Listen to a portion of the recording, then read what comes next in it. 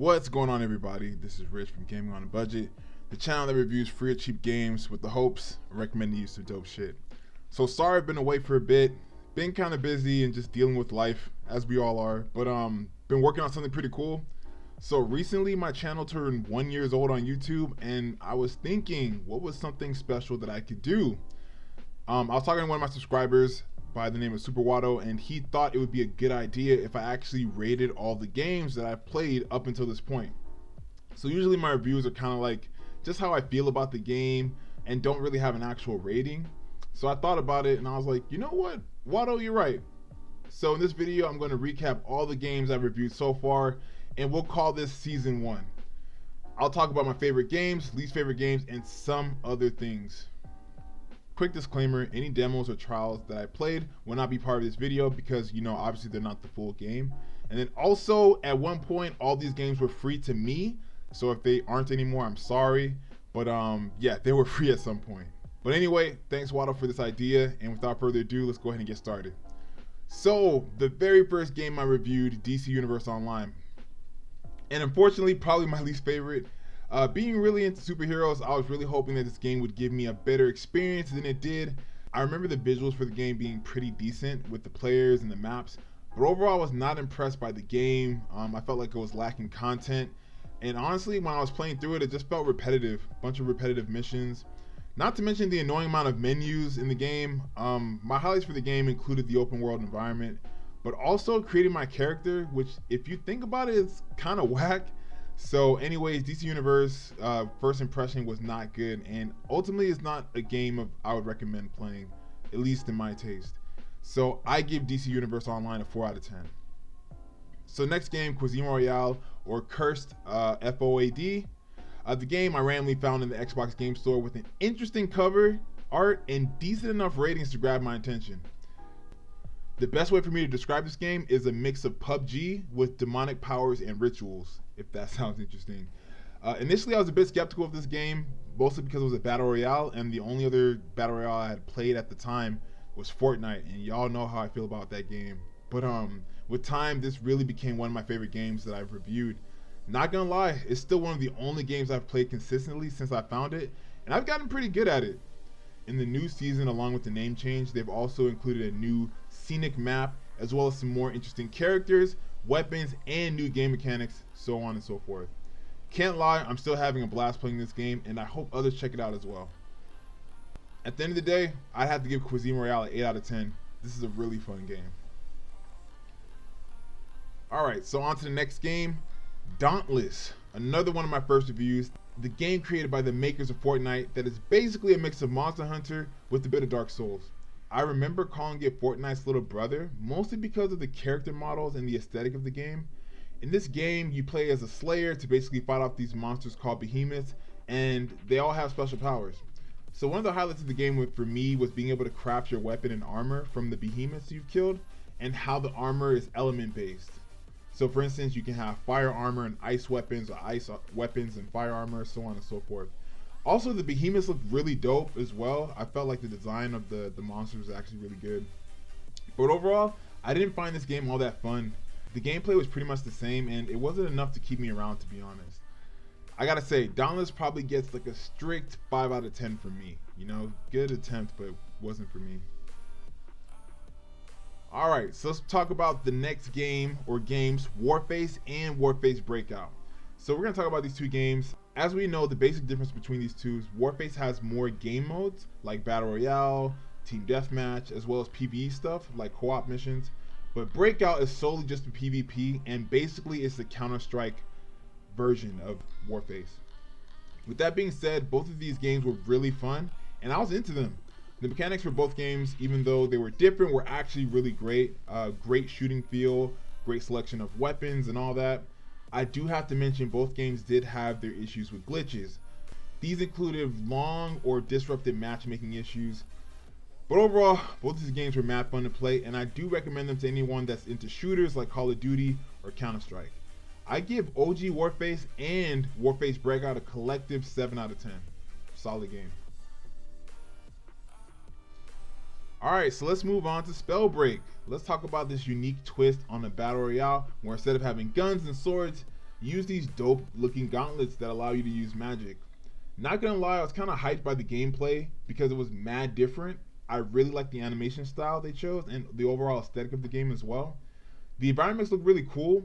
In the game, you can control several kinds of classes, like pyromancers who can control fire, and frostborns who can control ice. There's also a bunch of items like runes that give you power-ups and scrolls that boost character attributes. Honestly, this game was really fun, but it didn't seem to catch on very well for whatever reason. This might be because there was a bunch of bots initially, or some other reason that I'm not aware of, but I do remember having a lot of fun playing this game. However, I haven't played it in a while, so there might be a reason for that. Overall, I think I'd give Spellbreak a solid 6. 6 out of 10. Alright, moving on. Let's talk about Warframe, the online multiplayer third-person shooter based on the ancient warrior race known as the Tenno, taking on the threat of the Grineer. I remember initially being so intrigued with the story of the game and loving the idea of Warframes basically being like Iron Man suits, each with their own abilities and fighting style. The visual in this game were really good, and this was a huge highlight for me. The Tennos and the environment you played in really showed this off. The mechanics in the game were also pretty dope. Being able to melee enemies as well as shoot them was mad satisfying. And how can I forget the multiplayer games like Lenaro, still one of my favorite things about the game. All in all, Warframe is a dope game, and I definitely plan to spend more time on it, especially since there are talks of an update to the game. And there's also TennoCon that happened this past month. Anyway, I give Warframe an 8 out of 10. Alright, let's move on to the game Aragami, the Shadow Edition. I have to say, this game is probably one of my favorites that I've reviewed. The game about a warrior spirit named Aragami trying to figure out his past is one that deserves a lot of credit. First of all, the animation and graphic style for the game is mad different, and it's just amazing. The colors in the environment and seeing things like cherry blossom trees and the influence of Japanese culture was just memorable. Not to mention the dope stealth gameplay. Being able to shadow leap and do shadow kills were some of my favorite things about this game. Also, how great was the story? In fact, the Shadow Edition basically lets you play 2 different stories, and that's a bonus. Overall, this game was fun and honestly something I recommend to anyone. I can't wait to play part 2 that's coming out as soon as September on Steam. Aragami straight up gets a 10 out of 10, or S rank for any of my geeks out there. But yeah, this game was dope. Alright, next is the game Rogue Company. So let's talk about the game that came out last year from the people that brought you Paladins as well as Royale. When I first played the game, I remember thinking it was like Counter-Strike and Overwatch had a baby, which makes sense now that I know who made it. Rogue Company is an interesting twist on a shooting game and has a bit of quirkiness to it that I found mad attractive initially. I mean, visually it's a decent game, and I really like the diverse looks of the rogues you can play with.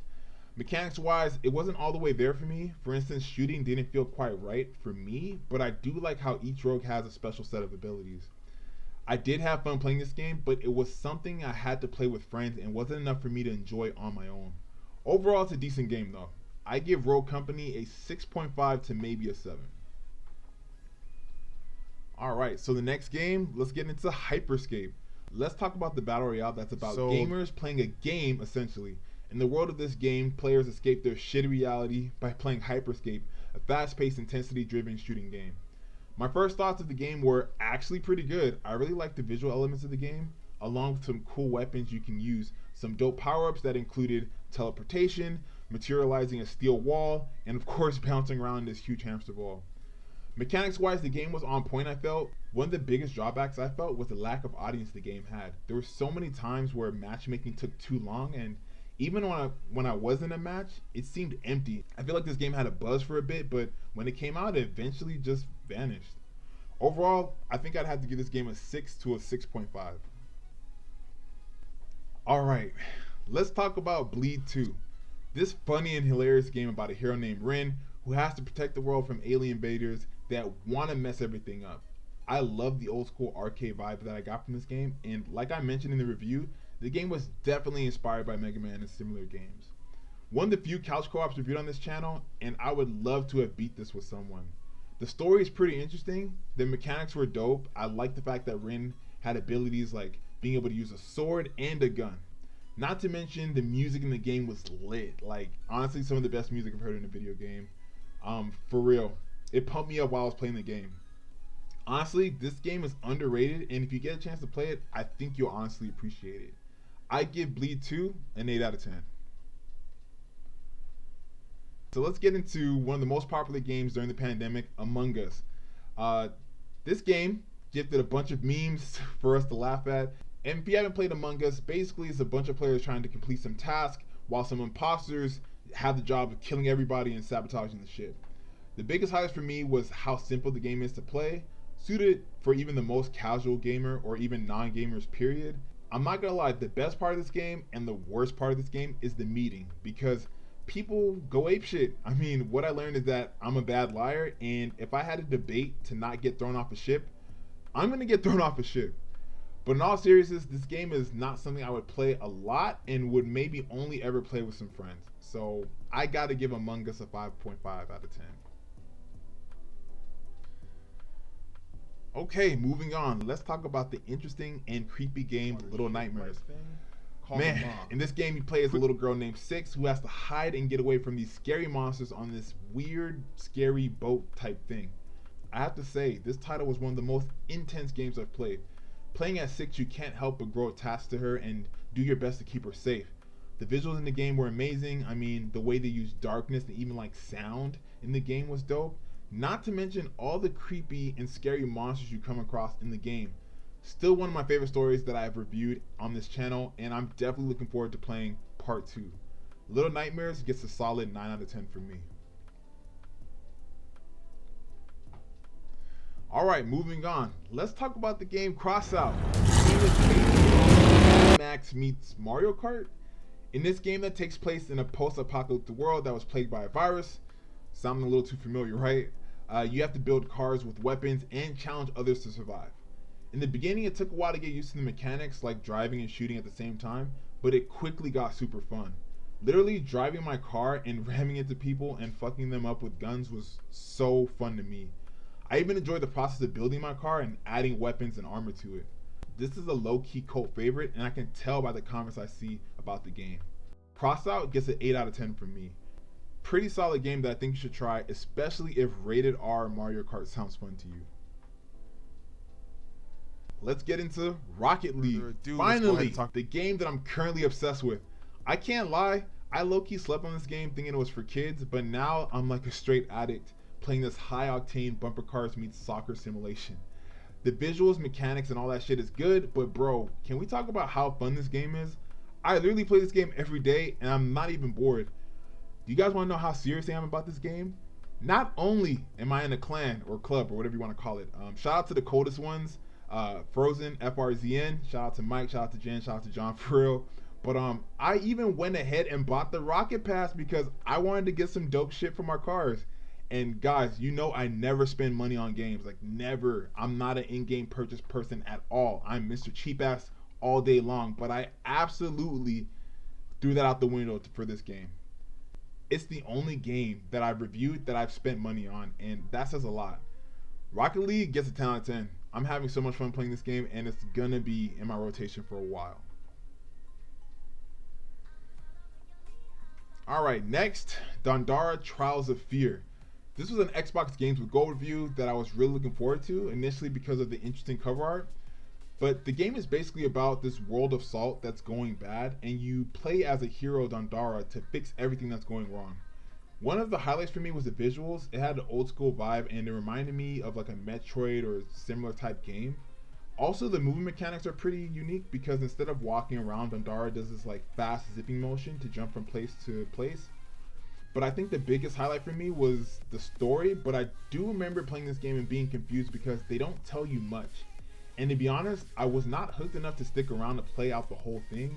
Although it was a bit interesting, playing this game wasn't as fun as I hoped, and because of that, I have to give it a 4 out of 10.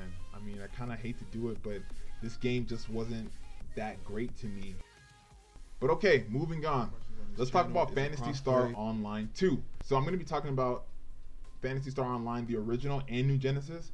But anyway, let's talk about the MMO made by Sega that's been out since 2012, but recently went through a bit of an overhaul with the new graphics and content in the newest iteration.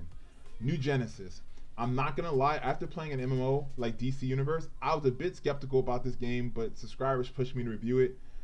First off, let's just talk about the graphics in OG. They were fugly, like for real. New Genesis definitely stepped this up in the graphic department. Along with that, they also included some new mechanics, like being able to double jump, being able to sprint, and of course the full-time glide. I'll be honest, my initial thoughts were not so good, but after playing with my boy Mike, who knew a lot more about the game than me and shared some great tips, I actually do enjoy the game a lot now. Let's just say my initial choice of class and weapon had a big impact on why I didn't like the game too much. But now I mess with Phantasy Star Online 2 New Genesis. So I got to give it an 8. I give this game an 8. Alright, speaking of MMOs, let's go ahead and talk about Destiny 2. In this dope shooter from the makers of one of my favorite and one of the most important questions is it crossplay? Yes, back in 2019, Bungie released this first-person shooter as a free-to-play, where guardians of different classes like the Titan, Warlock, and Hunter stood up against the bad guys. Being that I played Destiny 1 for a bit, I was surprised at how good Destiny 2 was. Obviously, the visuals and the graphics for the game were amazing, being that Bungie created it, but also the shooting mechanics and overall feel felt top-notch. Between playing PvP and PvE, there were several ways to have fun in this game. I'm more of a story person and like to progress that, so I stick to that mostly. I'm not gonna lie, I haven't played this game in a bit, but I definitely remember enjoying it, and I'm low-key thinking about picking it up again, and just need some peeps to run a raid or something with me, so let me know if you're down. But honestly, I have to give Destiny 2 an 8.5. Pretty solid game. Okay, so let's keep it up with the shooters. Let's talk about Apex Legends. The game created by the makers of Titanfall bring this new game to thrive in the same universe. There's no doubt this is a mad popular battle royale game that people are playing, especially with the colorful champions you can play with. One of the biggest things for me concerning this game were all the different weapons you can use. There are so many types of guns and items, and at first it was a bit overwhelming, but after doing some playing and get used to things, you kind of figure out what your preferred weapons are quickly. Visually, the game is great, and the maps and champions definitely steal the show. Mechanics wise, this game is solid. Shooting feels great, movement felt really good, combat, all that shit. And the game is mad fun, I can't lie. When I was first playing, I was losing a lot, but I was still having a bunch of fun. I mean, I'm still ass, but I'm still having fun regardless. I gotta give Apex Legends an 8 out of 10. Alright, so let's get into the game. Vigor. This looter and shooter game taking place in a post-apocalyptic Norway lets you play as Outlanders who have to not only fight against each other, but also deadly radiation in order to get weapon drops and dope items. Visually, this game is actually surprisingly pretty good, especially in the maps where you can see like mountains or bodies of water. The variety you get in the game modes are also pretty dope. So there's solo deathmatch, of course a classic, but the really interesting mode is Encounter, where you take some weapons and some items to the field and you fight for weapon drops and loot other players. But you gotta be careful, because if you die, anything you bring with you is up for grabs. Don't hang out there too long either, because the radiation will eventually kill you. Not to mention you can craft weapons, items, and build your own personal shelter. This intense game is definitely a low-key underrated game, and I think if you're looking for something different, you should check it out. I have to give Vigor an 8.5. Alright, so next game, Paladins. Alright, so let's talk about the next game from Hi-Res Studio, same people that brought you Rogue Company, which we saw earlier. Also, Royale if y'all have played that game. But this sci-fi fantasy game initially reminded me of Overwatch with interesting selection of champions. This team-focused game definitely had an impression on me. At first, I was not into it, but after adjusting my playstyle and learning more about the card system for loadouts, it became fun. This is definitely a game I gotta run with friends. Overall, if you're a fan of the champion-type games like Overwatch, then I think you'll dig this game. I gotta give Paladins a 7.5. This is a solid 7.5 for me. So now let's go ahead and talk about 3-on-3, one of the first sports games I reviewed that was popular in the Xbox Game Store. In a nutshell, 3-on-3 is an online freestyle basketball game that gave me an impression of the NBA Street Games. I'll be honest, I didn't have too much hope for this game, but it ended up being alright. The graphic style used for the characters and course were pretty cool, but I do remember seeing the NPCs in the crowd and them looking like straight up Minecraft characters. Other than that, some of the mechanics were a bit hard to get used to, like dunking and crossing over. These are critical in a freestyle basketball game, and I felt like it wasn't executed as greatly as it could be. My best way to describe this game is that it's a good attempt at a street basketball game. But I did have some fun with the game, and a lot of the mechanics are good enough to enjoy what it is. But I have to give 3-on-3 a 6 out of 10. Okay, so let's talk about Hawken. In this game that takes place in a world with a shitty future, where the planet has collapsed due to lack of resources, there's only one way out of it. Fight each other in these huge ass mechs with big ass guns and abilities until there's only one of y'all left. I'm not gonna lie, I didn't have too much hope for this game, but I was pleasantly surprised on the gameplay. Graphically, there can be some improvements, but the mechanics wise, the game was pretty good. Shooting and moving around in these big clunky mechs works pretty well actually. When you think of a mech-based multiplayer game, most people might jump to think Titanfall, which is a great example, but in my honest opinion, this is a pretty solid contender as well. I'm not gonna lie, this was a game that I had low expectations of, but actually ended up doing pretty well, and it's a really fun game. So I gotta give Hawken an 8 out of 10. Hawken's actually a pretty dope game, and if you're into mechs, I think you gotta check it out. So switching up a little bit, let's talk about this next guy, Roblox. So no doubt, one of the more popular games that I've reviewed. I almost skipped over it because I mistakenly thought it was just for kids, but let me tell you, Roblox is something different for sure. Essentially, it's a tool that people all over the world can use not only to play games, but develop games as well. The imagination that has been mustered up to make some of these games is just amazing. One of my favorites is Phantom Forces, which is essentially an FPS with actual impressive shooting mechanics. All in all, there are over 20 million games that users can experience, each developed by gamers like you and me. My love for Roblox really comes from the fact that it allows people to create worlds that others can enjoy. Definitely one of the most unique reviews I've done. I have to give Roblox an 8 out of 10. Solid. Alright, last but not least, let's talk about the game Super Animal Royale. Published by Modus the last Games. review of the season. I was surprised by the Steam score. It got a 10 out of 10, and it definitely made me curious. Super Animal Royale is basically a top-down battle royale with cute animals, with crazy guns, and other weapons. The biggest highlight for me in this game was the amount of weapons you had access to, but the biggest drawback were the mechanics for the weapons. Just didn't feel right being a fan of shooter games. Also, you can craft super animals by collecting DNA from the battles you have fought, so I thought that was pretty cool. My overall thoughts for this game was that it probably better suited as a mobile game versus something on console, but that's just my impression. Overall, I didn't think the game was that good, and my rating of Super Animal Royale would have to be a 5 out of 10. It wasn't my favorite game, to be honest. It just wasn't that good. But that is it, guys. All the reviews I've been able to knock out during season 1. I really want to hear what you guys think about my ratings. Do you agree with my scores? What scores would you give these games? What games do you like? What games didn't you like? Tell me if you guys had any favorites, least favorites, all that. I want to hear everything in the comments. If you like this video, go ahead and drop a like. And if you're new here, please feel free to subscribe. Videos on a weekly basis, including game reviews, including streamers you should follow eventually, and my live streams I'm planning to do, and also some other cool stuff I'm going to be developing in season 2. But real talk, guys, I really quick just want to give a special thanks to all you guys, all my subscribers. First of all, I'm appreciative and thankful for all of you that have helped my channel grow. But I got to shout out some special subscribers that have actually, been really solid, and I just want to shout you guys out. So shout out to Super Watto, shout out to King Tut, shout out to Titan Dioxide, Salty Gamer YT, Just Another Free Top Play Gamer. Shout out to my content creators, Trey the Prodigy, OPIO, Rings. Shout out to Tosh FN. Shout out to Chrissy Gaming. Shout out to my boy King Quad. Shout out to the Get Wrecked podcast, Ryko and Fox. Shout out, guys.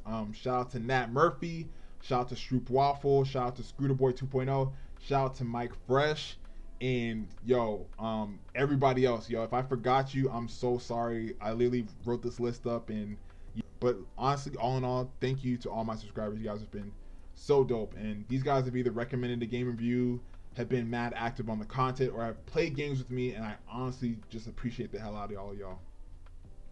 But to all my subscribers, thank you a whole bunch. You have no idea what it means to see this channel grow the way it has been, and all I can say is I'm pumped for season 2, and I cannot wait to see the games y'all gonna have me playing. Again, guys, I thank you for real, and I hope y'all stick with me on this crazy ride. More videos on the way. I'm hoping to do things bigger and bigger as we go, and well, that's it. That's a wrap on season 1. I really hope you've enjoyed this video, and I hope you're excited like I am for season 2. But anyways, this is Rich from Gaming on a Budget, and as always, I'll see you on the next season.